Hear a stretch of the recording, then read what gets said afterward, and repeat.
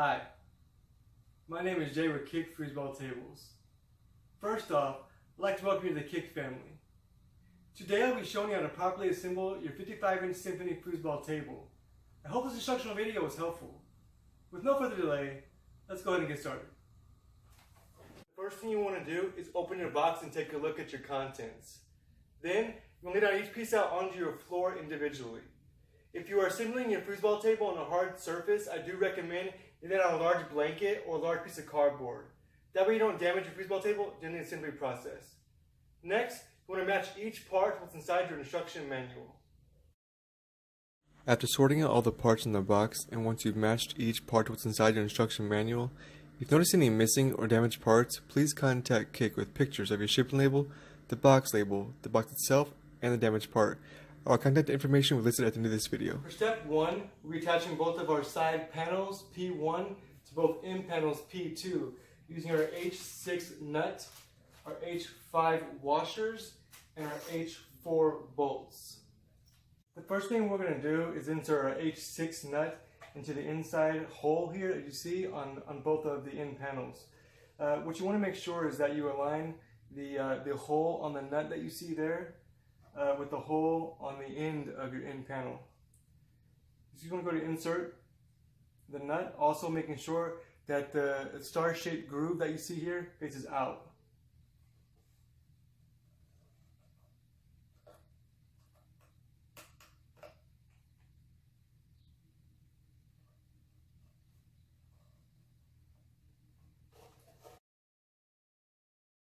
Alright, after you've inserted all of your H6 nuts into the back of your end panel, we can now move on to the next step and attaching our side panels P1 to our end panel.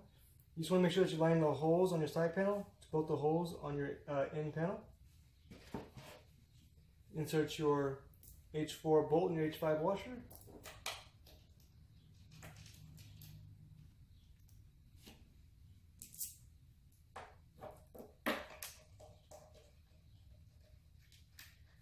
And you want to tighten your bolt using the Allen wrench that was provided.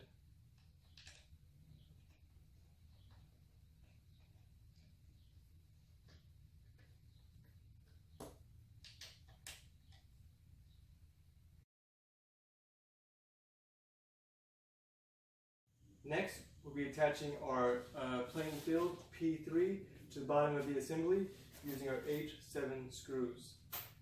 You just want to make sure that the play field, that the graphic side is faced down.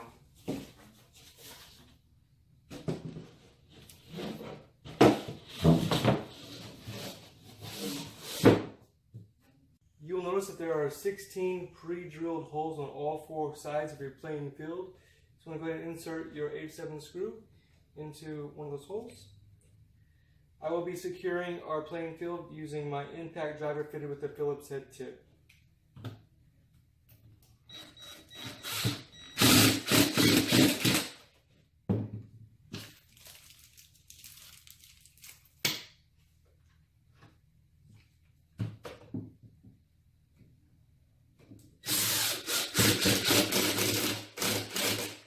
Next, we'll be attaching our corner pieces, P13, to both side panels and end panel using our H8 screws.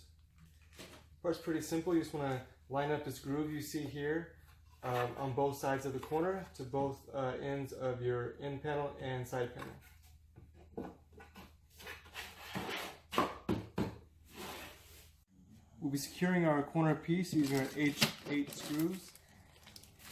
Now you'll notice that there are 4 holes here on the inside of the corner piece. Just go ahead and insert your H8 screw and tighten.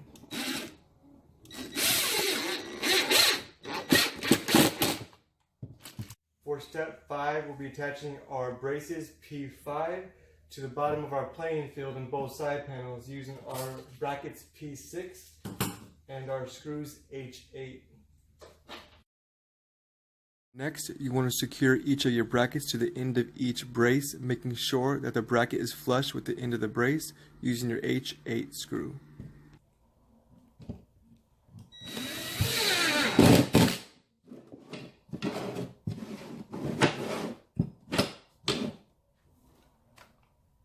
Next, we'll be securing our support braces to the bottom of our playing field and both side panels. Now for this first brace, you just want to go ahead and line it up in the middle of your playing field, and the other two braces you want to space about a foot apart.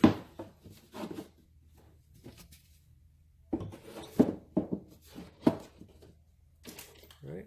Insert your H8 screw into your bracket and your side panel.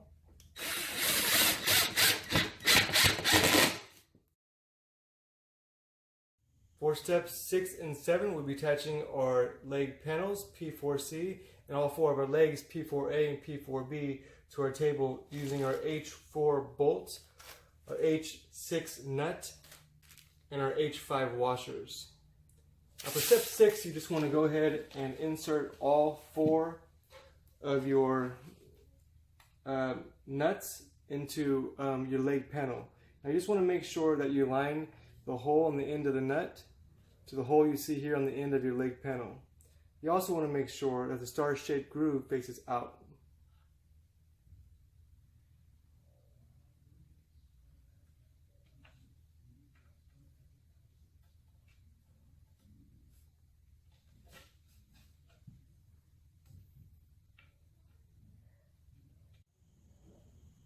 Alright, after you've inserted all 8 of your nuts into both of your leg panels, if you notice that the hole on the nut does not line up with the hole on your leg panel, you can just go ahead and use a Phillips head screwdriver to straighten out your nut.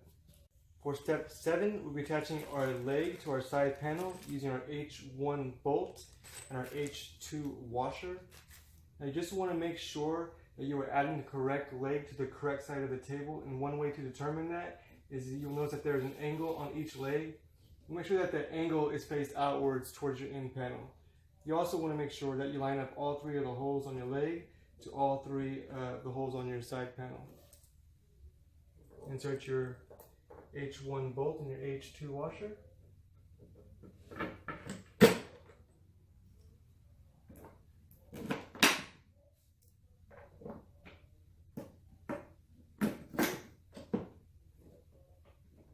We'll be securing our leg on the other side using our H3 nut and our H2 washer. So we'll go ahead and insert your washer and your nut.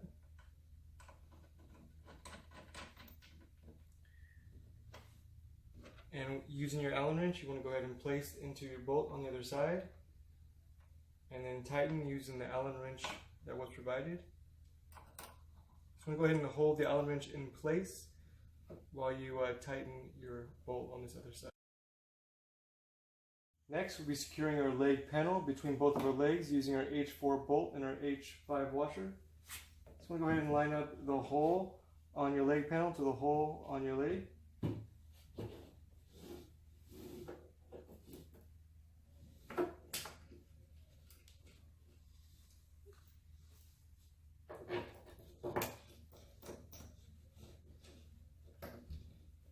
Then you want to secure using your Allen wrench that was provided.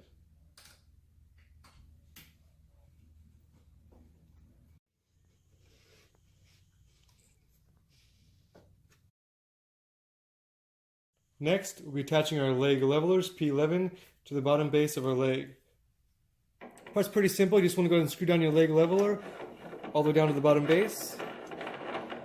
Now the purpose of these leg levelers is to stabilize your table during play, so that if one side is higher than the other, just unscrew a couple notches to even out your playing field. You will also notice this rubber ring on each bottom of each leg leveler. This is to prevent your table from sliding back and forth during rough play. After you've completed steps 6 and 7, we now know the next step in turning over our table. This is a two-person job, so we need some assistance for this part of the assembly. What you want to make sure is that you don't rest the weight of the table on either of the legs.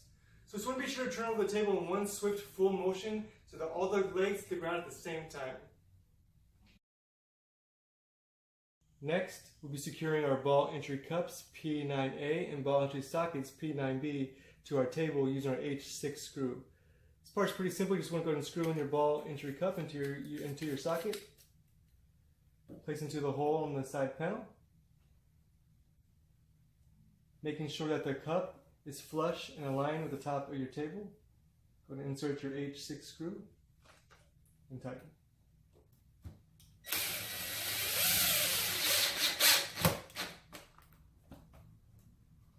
Next, we'll be attaching both of our chrome shields P12 to the end of our end panel using our H6 screws. You just want to go ahead and line up these two bolts that you see protruding out the bottom of your chrome shield to both the holes in the end panel.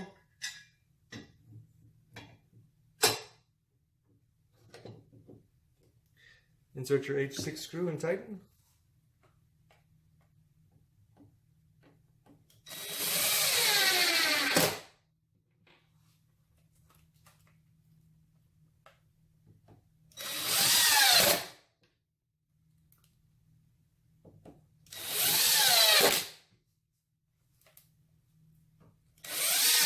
Next, insert your 4 chrome cup holders into the large holes that you see here on your end panel.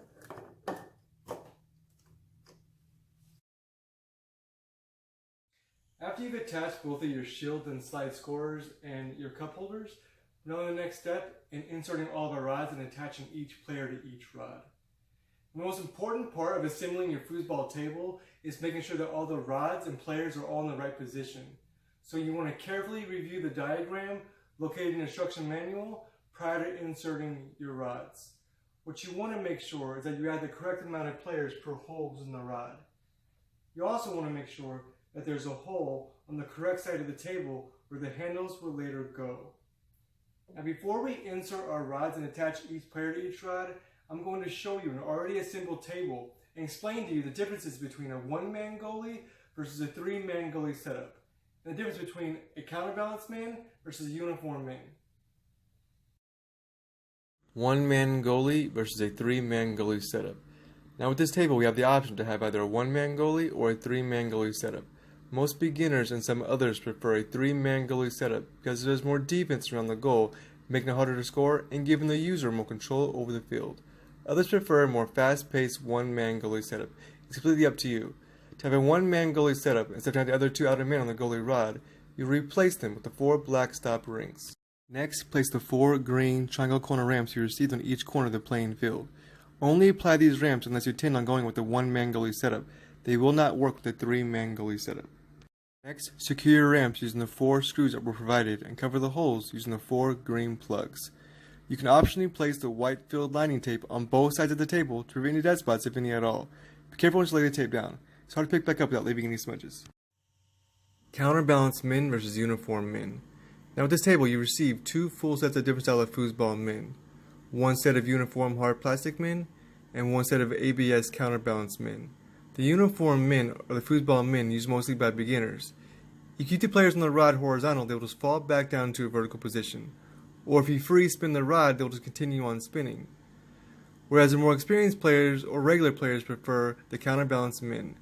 Counterbalance men mean that there is a weight in the head equal to the weight of the toe. So unlike the uniform men, they will not fall back down into a vertical position if left horizontally, or in any other position. They also don't keep spinning like the uniform men. This lets the player or user control the player or men to their liking or technique. Again, it's totally up to you. When adding your players to your rod, you want to note that there's a bumper, a washer. Then you want to add the correct amount of players per holes in the rod.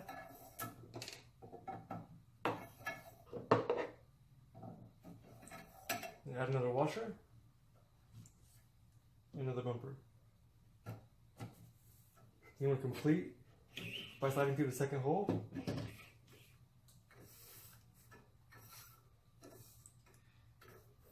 Then we'll be securing our players using our C7 nut and our C6 bolts. First thing you want to do is go ahead and slide your bolt through the chest of the player and line up the hole of the player. Insert your nut into the back of the player.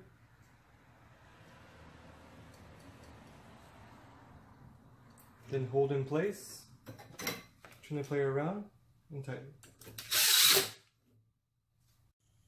Alright, after you completed step 9 in inserting all your rods and attaching each player to each rod, we're now on the next step, step 10, and attaching our handles P7 to our rod using our H9 bolt.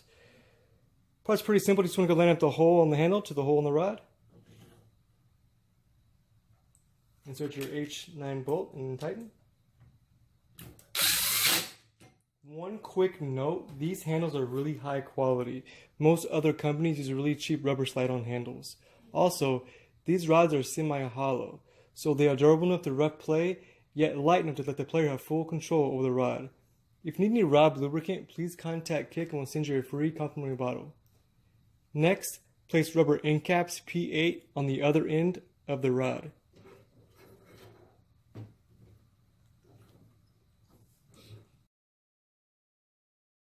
Congratulations! We are now officially done assembling your Kick Symphony 55-inch freezeball table. You are now free to enjoy your table with your friends and family. If you have any questions, comments, or concerns, please visit us at www.kickfreezeballtables.com or email us at support@kickfreezeballtables.com.